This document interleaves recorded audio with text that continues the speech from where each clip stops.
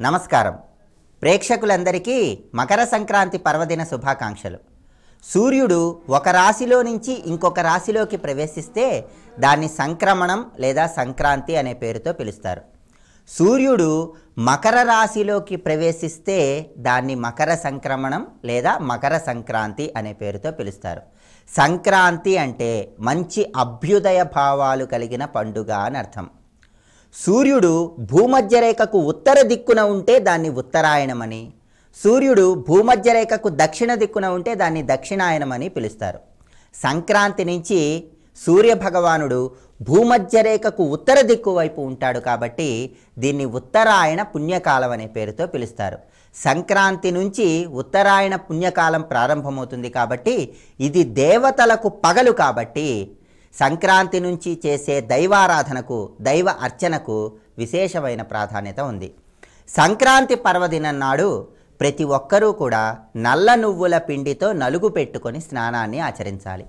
సంక్రాంతి పర్వదినం నాడు ఎవరైనా సరే తెల్ల నువ్వులు, పాలు, పంచదార వీటిని కలిపి సేవించినట్లయితే సమస్త శనిగ్రహ సంబంధమైనటువంటి దోషాలు నివారించబడతాయి. అదేవిధంగా హిరణ్యాక్షుడనే రాక్షసుడు భూమిని చాపలాగా చుట్టి సముద్రంలో దాక్కున్న తరుణంలో శ్రీ మహావిష్ణువు వరాహ రూపంలో హిరణ్యాక్షుడనే రాక్షసుడిని సంహరించి భూమిని ఉద్ధరించినది ఈరోజే అని పురాణాలలో వర్ణించడం జరిగింది. అందువల్ల శ్రీ మహావిష్ణువు భూమిని ఉద్ధరించాడు కాబట్టి సమస్త భూమండలానికి సంకేతమైనటువంటి గుమ్మడికాయను ఈరోజు ఎవరికైనా దానం చేసినట్లయితే శ్రీ మహావిష్ణువు యొక్క అనుగ్రహాన్ని సులభంగా పొందవచ్చు.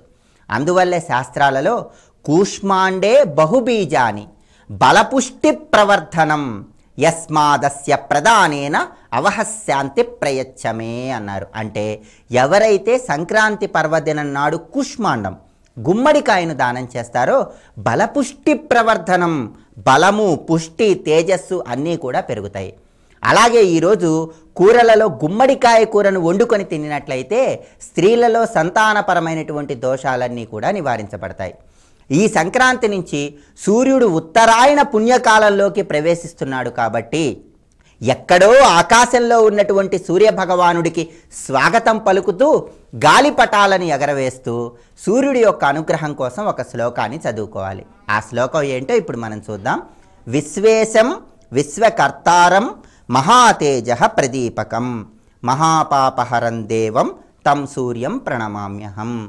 ఈ శ్లోకాన్ని చదువుకోవడంతో పాటుగా సంక్రాంతి పర్వదినం నాడు ఉదయం పూట పరమేశ్వరుడికి ఆవు నెయ్యితో అభిషేకం చేయాలి.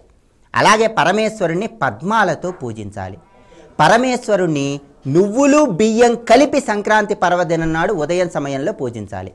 ఆ తర్వాత శ్రీ మహావిష్ణువుని సువాసన కలిగినటువంటి పుష్పాలతో పూజిస్తూ విష్ణు సహస్రనామ పారాయణ చేయాలి. ఇవన్నీ చేసి సంక్రాంతి పర్వదినం నాడు సాయంకాలం పూట శివాలయానికి వెళ్ళి శివాలయంలో ఒక దీపాన్ని వెలిగించి నువ్వులతో ఒక ఆవు బొమ్మను తయారు చేసి ఆ ఆవు బొమ్మను పెరుగుతో సహా ఒక బ్రాహ్మణుడికి దానంగా ఇవ్వాలి.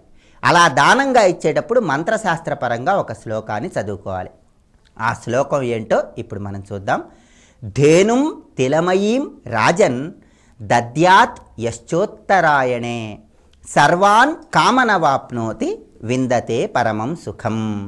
సంక్రాంతి పర్వదినం నాడు ఎవరైతే సాయంకాలం పూట శివాలయానికి వెళ్ళి శివాలయంలో దీపం వెలిగించి నువ్వులతో తయారు చేయబడిన ఆవు బొమ్మను కానీ లేదా గోమాత చిత్రపటాన్ని నువ్వులతో కలిపి ఎవరైనా బ్రాహ్మణోత్తముడికి దానంగా ఇస్తారో వాళ్ళకి పరమేశ్వరుడి యొక్క అనుగ్రహం చాలా సులభంగా కలుగుతుంది.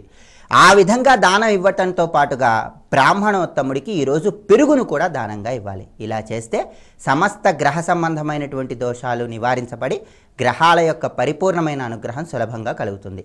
పరమేశ్వరుడి అనుగ్రహాన్ని, విష్ణుమూర్తి అనుగ్రహాన్ని, సూర్యభగవానుడి యొక్క అనుగ్రహాన్ని ఈ సంక్రాంతి పర్వదినం నాడు పొంది అష్టైశ్వర్యాలను సిద్ధింపజేసుకొని ఆనందకరమైన జీవితాన్ని గడపండి.